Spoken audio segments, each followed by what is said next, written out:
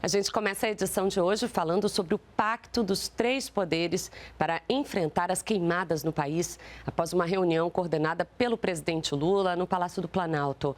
Entre as medidas, mais de 500 milhões de reais para combater os focos de incêndio. Veja como está a situação na reportagem de Pablo Mundim.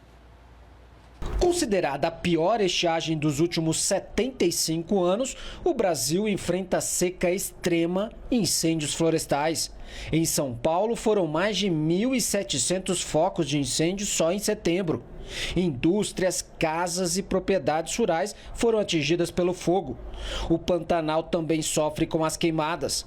De janeiro a julho deste ano, foram mais de 900 mil hectares queimados e centenas de animais mortos. Nem a maior floresta do mundo escapou do fogo. No mês passado, o estado do Amazonas registrou o pior mês de agosto desde 1998. Segundo o INPE, foram mais de 10 mil focos de incêndios na região. E essa semana, o Distrito Federal também foi atingido. O incêndio florestal já queimou mais de 2 mil hectares do Parque Nacional de Brasília e a capital federal foi tomada pela fumaça. No Palácio do Planalto, o presidente Lula reuniu os presidentes do Senado, Rodrigo Pacheco, da Câmara, Arthur Lira, e do Supremo Tribunal Federal, Luiz Roberto Barroso. Lula defendeu a necessidade de um esforço conjunto entre os poderes para enfrentar a grave crise climática. Essa reunião aqui é para a gente fazer uma revisão no conceito que cada um tem sobre a questão climática no Brasil. Ela está pior do que em qualquer outro momento. Só para vocês terem ideia, a seca no Pantanal é a maior em 73 anos. A seca na Amazônia é a maior em quase 50 anos. Durante a reunião, o professor Paulo Eduardo Atacho, doutor em Física Atmosférica pela Universidade de São Paulo, mostrou um cenário ambiental preocupante e fez um alerta. Apesar do Acordo de Paris, apesar da ciência há mais de 50 anos alertar que a humanidade está indo para uma trajetória perigosa do ponto de vista de mudança do clima, essencialmente as concentrações de gás de efeito estufa continuam a aumentar. Em março, antes mesmo da seca, o governo federal criou uma sala de situação no Palácio do Planalto para monitorar as mudanças climáticas. Ministros, especialistas e técnicos definem ações de combate aos efeitos climáticos. O presidente Lula foi ao Pantanal e ao Amazonas lançar ações. Na maior operação de combate a incêndios florestais da história, o governo federal enviou embarcações, aeronaves e homens. Foram quase 1.500 brigadistas do IBAMA e do ICMBio para a Amazônia. 842 profissionais do governo federal foram enviados para a região do Pantanal e 436 foram designados para o combate aos incêndios no Cerrado. Só este ano já são 2.255 brigadistas, número 26% maior que em 2022.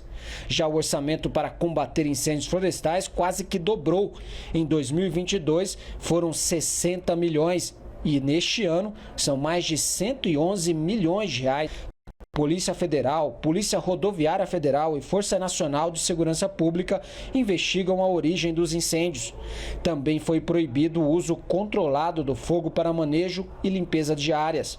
Nós reduzimos desmatamento em 50% o ano passado, 45% esse ano. Evitamos lançar na atmosfera 250 milhões de toneladas de CO2. Esse ano já evitamos lançar 180 milhões e no passado nós havíamos, no seu governo, evitado 5 bilhões de toneladas de CO2, a maior contribuição já dada no mundo até hoje por um país. Então, essas medidas todas fazem com que nós possamos dizer que fizemos os esforços todos que eram necessários do ponto de vista de ter uma ação preventiva. Além do prejuízo financeiro e ambiental, as queimadas têm um efeito muito negativo na saúde das pessoas, como destacou a ministra da Saúde.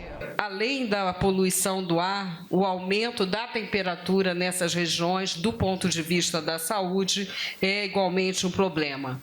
Há estudos também que apontam que a qualidade do ar nas áreas onde ocorrem esses incêndios, ela é inclusive pior do que a poluição que normalmente afeta as cidades. O governo federal também conquistou na Justiça autorização para o uso de recursos extras sem impactar no arcabouço fiscal.